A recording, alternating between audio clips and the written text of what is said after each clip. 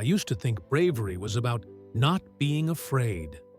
Soldiers, firefighters, people who jumped into danger without flinching. But now I realize real courage is knowing the pain that's coming and still choosing to walk through it. That's what Jesus did. Before we dive in, let me know in the comments where you're watching from. I love seeing our community from all over the world.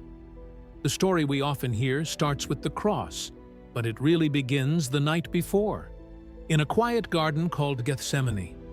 Jesus was there with his closest friends, the same men he taught, healed with, laughed with, and prayed with.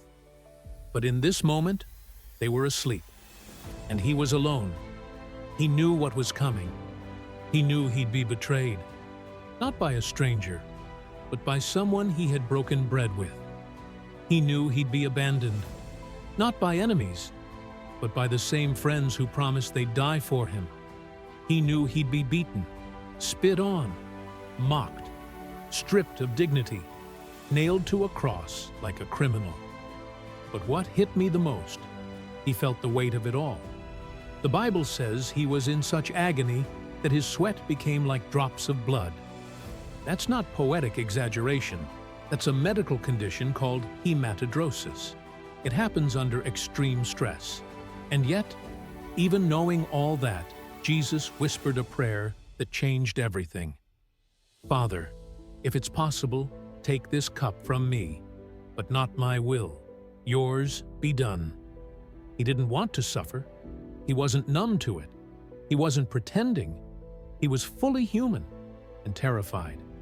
But he loved us more than he feared the pain. So he stood up, woke his disciples, and faced what he knew was coming. The next hours were hellish. Judas showed up with soldiers and betrayed him with a kiss. The rest of the disciples scattered.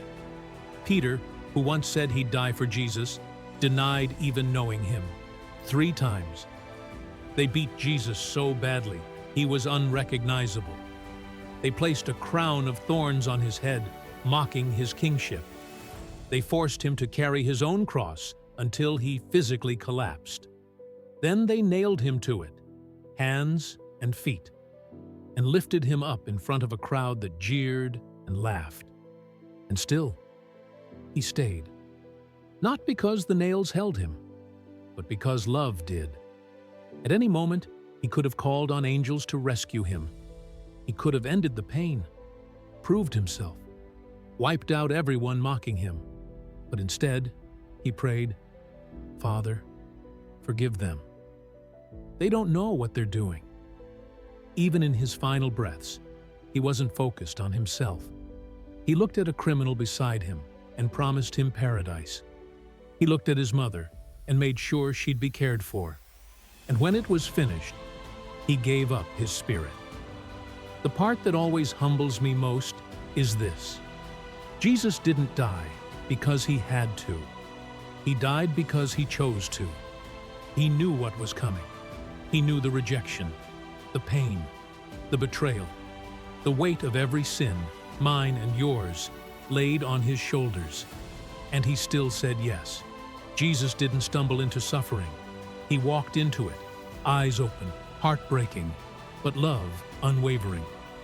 When we feel unworthy, when shame whispers, "You've gone too far," remember this: he saw your worst and still went to the cross.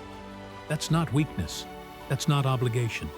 That's love, stronger than fear, deeper than pain, and more personal than we'll ever deserve. And he'd do it all over again, just for you. What part of this video stood out to you the most? Comment down below. If this encouraged you, share it with someone who needs to hear how God's promises are still true today. And if you want to hear more stories that connect the Bible to your everyday life, follow for more.